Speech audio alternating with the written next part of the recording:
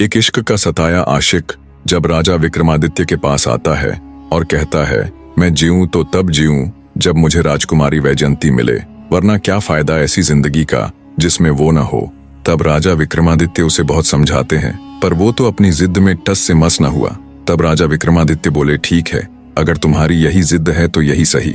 वे उसे स्नान आदि करने को बोलते हैं। जब शाम हुई तो राजा विक्रमादित्य ने रंगशाला में एक उत्सव करवाया, जिसमें एक से बढ़कर एक सुंदर नर्तकी को बुलाया और उस नवयुवक से बोले, यहाँ एक से बढ़कर एक सुंदर नर्तकी है, तुम इनमें जिस भी नर्तकी के ऊपर हाथ रखोगे वही तुम्हारी हो जाएगी। बस राजकुमारी वैजयंती का ख्याल अपने दिल से निकाल दो।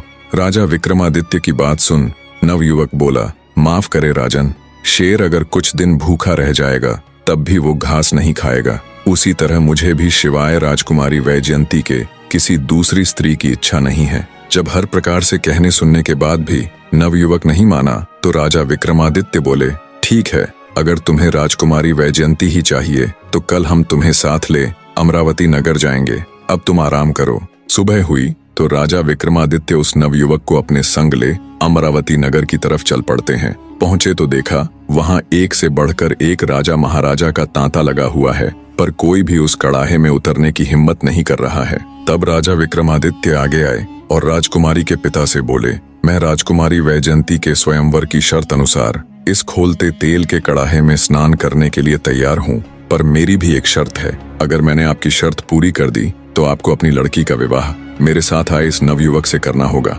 विक्रमादित्य की बात से राजा तुरंत सहमत हो गया। राजकुमारी वैजयंती भी बड़ी दिलचस्पी के साथ ये सारा माजरा देख रही थी। दरअसल वो बेचारी भी अपने क्रूर पिता की इस नामुमकिन सी स्वयंवर शर्त से बहुत परेशान थी। उसे तो लग रहा था कि वो आजीवन कुंवारी ही रह जाएगी। वहां मौजूद सभी राजा महाराजा दम साधे इस मंजर को देखने के लिए उतावले हो रहे थे। तभी राजा विक्रमादित्य ने अपने जादुई वीरों को याद किया और उन्हें हुक्म दिया कि जब मैं इस तेल के कड़ाहे में उतर जाऊं, तुम तुरंत मेरे ऊपर अमी की बोतल से छिड़काव कर देना। अपने अदृश्य वीरों को ये हुक्म दे राजा विक्रमादित्य तुरंत उस खोलते तेल में चले गए। जैसे ही वो भुने तो उनके कहे अनुसार उनके एक वीर ने उनके ऊपर अम्मी का छिड़काव कर दिया, जिससे वो बिल्कुल कुशल मंगल उस खोलते तेल के कड़ाहे से बाहर आ गए। विक्रमादित्य को बिल्कुल ठीक ठाक देख वहां मौजूद सभी राजा महाराजा हैरान थे। पूरे राज दरबार में तालियों की गड़गड़ाहट थी। एक तरफ जहां राजकुमारी का पिता भौचक्का सा खड़ा ये सब देख रहा था कि ये आखिर हुआ तो हुआ कैसे, वहीं दूसरी तरफ खड़ी राजकुमारी वैजयंती की खुशी का कोई ठिकाना नहीं था।